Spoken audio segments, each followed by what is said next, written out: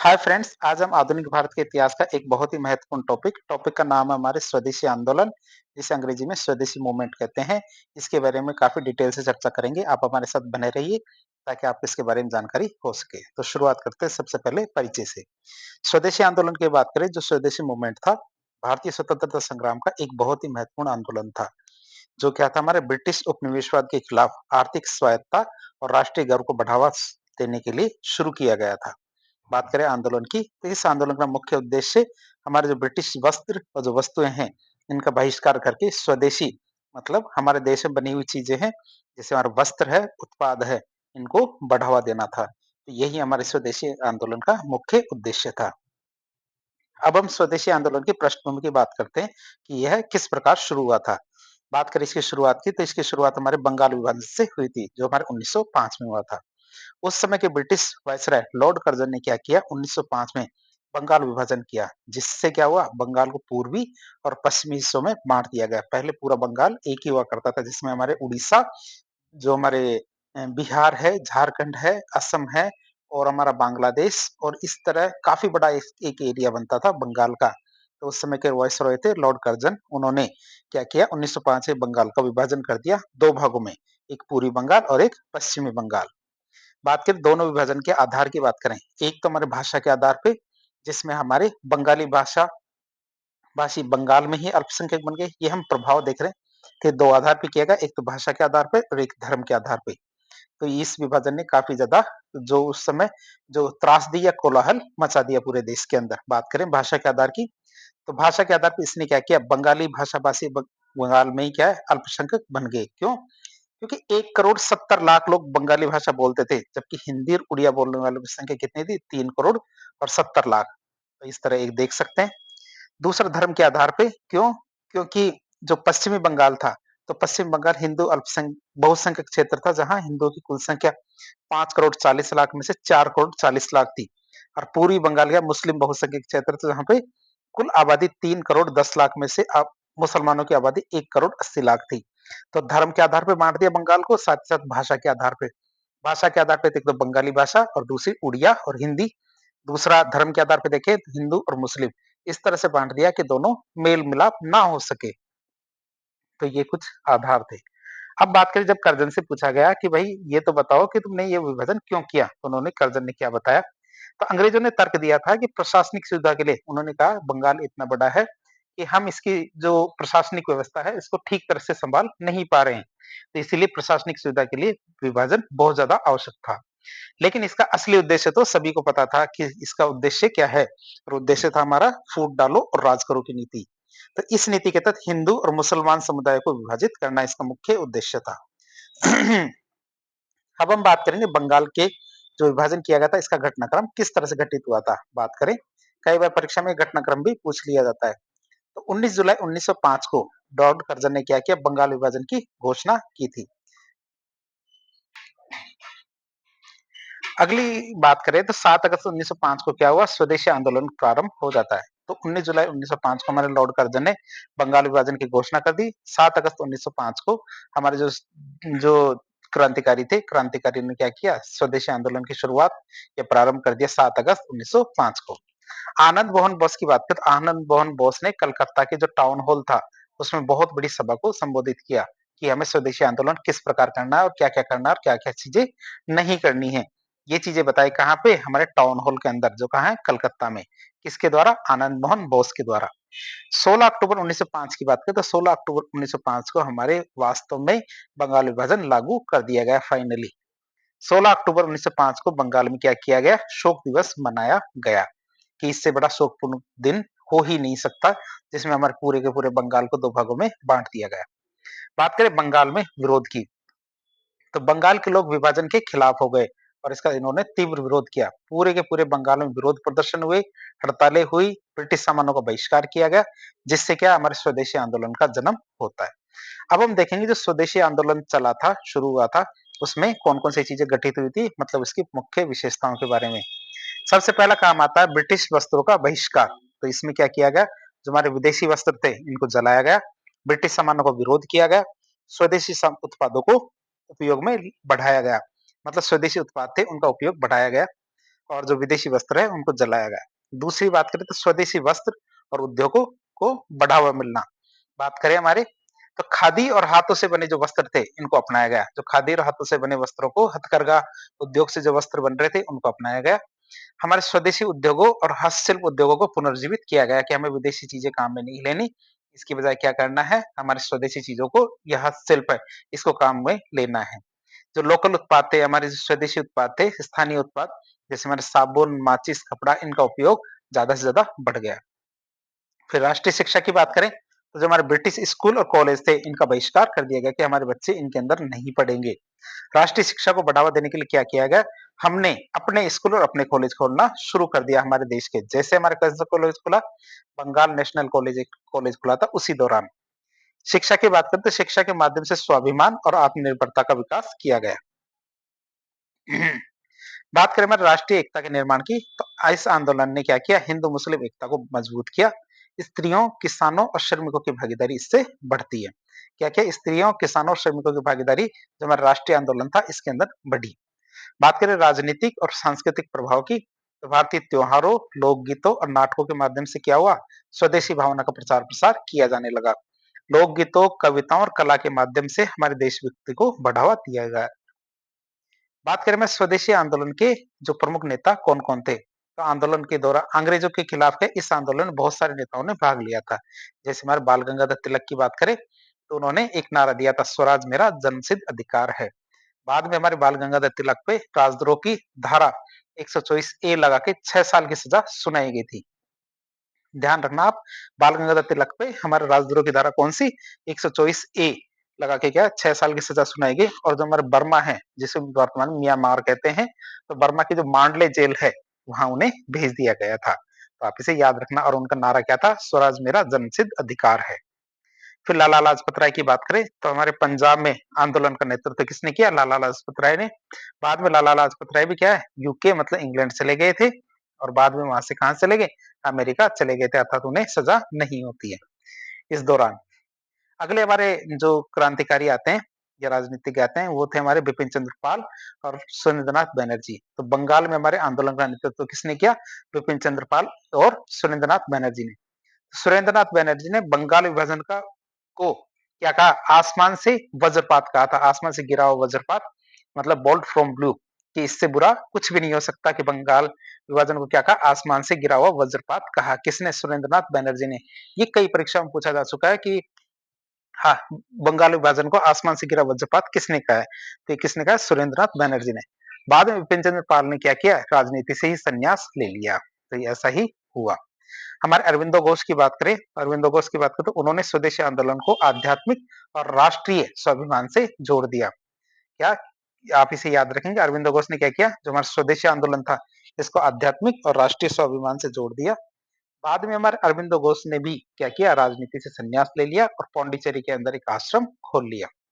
महात्मा गांधी जी की बात करें तो बाद में उन्होंने इस आंदोलन के सिद्धांतों को अपनाया और असहयोग आंदोलन जो हुआ था 1920 से 1922 में, उसे मजबूत किया था। मतलब गांधी जी उस समय तो नहीं थे महात्मा गांधी जी, लेकिन महात्मा गांधी जी ने जो इनके सिद्धांत थे स्वदेशी आंदोलन के, तो इन सिद्धांतों का उपयोग अपने असहयोग आंदोलन में और अन्य आंदोलनों में किया। बात करें मैं स्वदेशी आंदोलन की रणनीतियों की, तो स्वदेशी आंदोलन की रणनीतियां क्या क्या है। पहली रणनीति में आता है हमारे ब्रिटिश वस्त्रों और उत्पादों का बहिष्कार करना। दूसरा हमारे हाथों से बने हुए खादी वस्त्रों और अन्य जो भारतीय उत्पाद है इनको अपनाना। तीसरा आता है हमारा विदेशी सामानों की जगह स्वदेशी उत्पादों को उपयोग करना। अगला हमारा गतिविधि आती है कौन सी, राष्ट्रीय शिक्षा प्रणाली का निर्माण। राष्ट्रीय शिक्षा नीति प्रणाली थी, इसके निर्माण की बात करें इसमें कौन कौन से काम किए गए थे, तो हमारे गुरुदास बनर्जी ने क्या किया था, राष्ट्रीय शिक्षा परिषद की स्थापना की थी। राष्ट्रीय शिक्षा परिषद मतलब नेशनल एजुकेशन काउंसिल, इसकी स्थापना की थी। राष्ट्रीय शिक्षा परिषद क्या करती थी, तो राष्ट्रीय शिक्षा परिषद के तहत गुरुदास बनर्जी ने कलकत्ता में नेशनल कॉलेज की स्थापना की थी। अरविंदो घोष की बात करें तो कलकत्ता का जो नेशनल कॉलेज था उसको वो प्रिंसिपल भी रहे थे। आप इसे याद रखेंगे, नेशनल कॉलेज ऑफ कलकत्ता। बात करें लोकल उद्योगों की, तो लोकल उद्योगों को समर्थन दिया गया। जैसे हमारे पीसी रॉय ने क्या किया था, पीसी रॉय ने Bengal Chemicals and Pharmaceuticals company की स्थापना की थी बंगाल में, जो हमारी दवाइयां बनाती थी। Bengal Chemicals and Pharmaceuticals company, नाम आप याद रखेंगे, प्रफुल्ल चंद्र रॉय या पीसी रॉय। राष्ट्रीय आंदोलन को सांस्कृतिक जागरूकता से भी जोड़ दिया गया कि यदि राष्ट्रीय आंदोलन से जुड़ना है तो आपको सांस्कृतिक रूप से भी जागरूक होना पड़ेगा। स्वदेशी आंदोलन को लेके हमारे नरम दल और गरम दल में भी मतभेद हो गया था। बात करें इनमें किस बात का मतभेद था? नरम दल वाले क्या चाहते थे? नरम दल वाले चाहते थे कि स्वदेशी आंदोलन को केवल बंगाल तक ही सीमित रखना चाहिए। क्यों? क्योंकि केवल बंगाल से संबंधित था। नरम दल केवल विदेशी वस्तुओं के बहिष्कार के पक्ष में था और किसी भी चीज के पक्ष में नहीं था। जबकि गरम दल वाले क्या चाहते थे? वो चाहते थे कि इस मौके को हमारे राष्ट्रीय आंदोलन से जोड़ दिया जाए। तो गरम दल वाले क्या चाहते थे? स्वदेशी आंदोलन को पूरे देश में फैलाना चाहिए, पूरे देश को बताना चाहिए अंग्रेज क्या-क्या कर रहे हैं। गरम दल वाले ब्रिटिश सरकार के प्रत्येक पक्ष का बहिष्कार करना चाहते थे, चाहे शिक्षा हो, चाहे हमारे उद्योग हो, सभी चीज़ों का बहिष्कार करना चाहते थे हमारे गरम दल वाले। लेकिन नरम दल वाले केवल विदेशी वस्तुओं का बहिष्कार करने तक इसको सीमित रखना चाहते थे। बात करें स्वदेशी आंदोलन की, तो स्वदेशी आंदोलन भारत बंगाल के अलावा कौन-कौन से क्षेत्रों में फैला, मतलब उस दौरान कहाँ का हमारे आंदोलन होता है। जैसे दिल्ली में होता है, दिल्ली में हमारे किसके द्वारा किया गया? ये हमारे सैयद हैदर रजा के द्वारा किया गया। हमारे मद्रास की बात करें तो मद्रास में हमारे चिदम्बरम पिल्लई के द्वारा किया गया। आंध्र प्रदेश की बात करें तो आंध्र प्रदेश में हमारे हरि सर्वोत्तम राव के द्वारा, पंजाब में हमारे लाला लाजपत राय के द्वारा, महाराष्ट्र के अंदर हमारे बाल गंगाधर तिलक के द्वारा स्वदेशी आंदोलन को फैलाया गया। अब हम देखेंगे स्वदेशी आंदोलन तो फैल गया, हो भी गया, स्वदेशी आंदोलन का प्रभाव क्या-क्या रहा। सबसे पहला प्रभाव आता है हमारा आर्थिक प्रभाव। आर्थिक प्रभाव की बात करें तो ब्रिटिश वस्त्रों और उत्पादों की बिक्री में भारी गिरावट आती है। भारतीय उद्योग और हस्तशिल्प है इनको दोबारा से जीवित किया गया। क्यों? क्योंकि सभी इसको खरीदना शुरू करते हैं। भारतीय बाजारों में स्वदेशी उत्पादों की मांग बढ़ जाती है। क्यों? क्योंकि सभी की डिमांड केवल स्वदेशी अपनाना था। स्वदेशी बैंकों, बीमा कंपनी और उद्योगों की स्थापना होती है। क्या होता है? स्वदेशी बैंकों, बीमा कंपनी और उद्योगों की स्थापना होती है। राजनीतिक प्रभाव की बात करें तो यह आंदोलन क्या करता है? भारतीय राष्ट्रीय आंदोलन का एक बहुत ही महत्वपूर्ण हिस्सा बन गया। कांग्रेस के नेता आंदोलन में सक्रिय होते हैं जिससे हमारे ब्रिटिश सरकार को दबाव महसूस होता है। ब्रिटिश सरकार ने कई कठोर कानून बना के आंदोलन को दबाने की कोशिश की थी। बात करें मैं सामाजिक और सांस्कृतिक प्रभाव की, तो महिलाओं और युवाओं की बड़ी पैमाने पर भागीदारी थी इसके अंदर। क्या हुआ?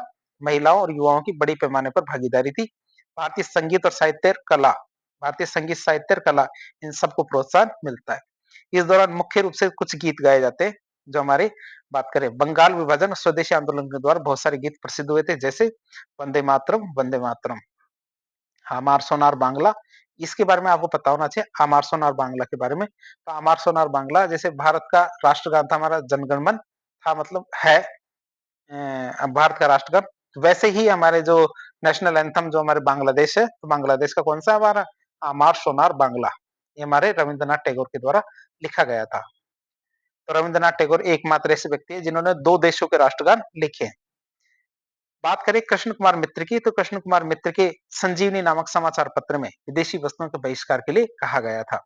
अश्विनी कुमार दत्त की बात करें तो स्वदेशी बांधव समिति की स्थापना की थी, एक संस्था थी, संस्था का नाम था स्वदेशी बांधव समिति, और स्वदेशी नामक एक समाचार पत्र भी उन्होंने निकाला था। अश्विनी कुमार दत्त कहाँ के रहने वाले थे? तो 22 साल बंगाल के, वो एक टीचर थे, अध्यापक थे। अवनींद्रनाथ टैगोर की बात करें तो उन्होंने स्वदेशी चित्रकारी प्रारंभ की थी। जो हमारे अवनींद्रनाथ टैगोर थे, इन्होंने क्या किया था? स्वदेशी चित्रकारी प्रारंभ की थी और Indian society of oriental arts नामक एक संस्था थी, इसकी स्थापना की थी। अब बात करें Indian society of oriental arts, ये संस्था क्या काम करती थी? तो हमारी ये संस्था छात्रवृत्ति देने का काम करती थी। जो बच्चे थे जो स्वदेशी चित्रकारी के लिए कार्य करते थे, उनके लिए क्या है? छात्रवृत्ति देने का काम, छात्रवृत्ति मतलब स्कॉलरशिप देने का काम करती थी। बात करें इसके तहत नंदलाल बोस पहले व्यक्ति थे जिनको ये छात्रवृत्ति मिली थी। इस दौरान क्या है? हमारे हिंदू मुस्लिम एकता को बल मिला। रविंद्रनाथ टैगोर के कहने पे बंगाल में लोगों ने एक दूसरे को राखी बांधी और कहा कि हम सब भाई भाई हैं। हिंदू मुस्लिम करना तो ब्रिटिश लोगों की खासियत बन गई, लेकिन हम तो भाई भाई, ऐसा कहा हमारे रविंद्रनाथ टैगोर जी ने कि एक दूसरे को राखी बांधो और सब एक दूसरे को भाईचारे की कसम खाओ। बात करें ब्रिटिश सरकार की प्रतिक्रिया की, इस आंदोलन को दबाने के लिए ब्रिटिश सरकार ने बहुत सारे कठोर कदम उठाए हैं। जैसे आंदोलनकारियों पर अत्याचार किए, शिक्षकों और छात्रों को दंडित किया, प्रेस की स्वतंत्रता को सीमित कर दिया, स्वदेशी वस्त्रों को बैन कर दिया, मतलब उस पर प्रतिबंध लगा दिया, बंगाल विभाजन को लागू करने की पूरी कोशिश की। बात करें स्वदेशी आंदोलन के अंत की और विरासत में क्या मिला हमें, तो 1911 में ब्रिटिश सरकार ने बंगाल विभाजन को रद्द कर दिया। हालाँकि आंदोलन ने क्या किया, भारतीय स्वतंत्रता संग्राम में एक नई ऊर्जा डाल दी थी। क्यों? क्योंकि आंदोलन हमारा शिथिल और ठंडा हो गया था। तो स्वदेशी आंदोलन ने इसको पुनर्जीवित करने का काम किया। इस आंदोलन ने क्या किया, असहयोग आंदोलन जो हमारे 1920 से 22 में हुआ, सविनय अवज्ञा आंदोलन 1930 में और भारत छोड़ो आंदोलन 1942 में हुआ था। इन सभी आंदोलनों को प्रेरित करने का कार्य किया।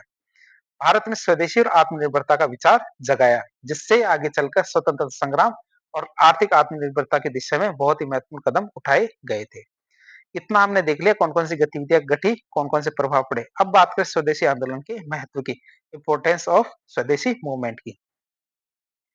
वो इंपोर्टेंस की बात करें तो स्वदेशी आंदोलन क्या था, भारत का पहला जन आंदोलन था जिसमें सभी वर्गों ने भाग लिया था। स्वदेशी आंदोलन की बात करें, स्वदेशी आंदोलन बंगाल विभाजन जैसे जो क्षेत्रीय मुद्दा था इससे शुरू हुआ, लेकिन बाद में पूरे पूरे देश में फैल गया था।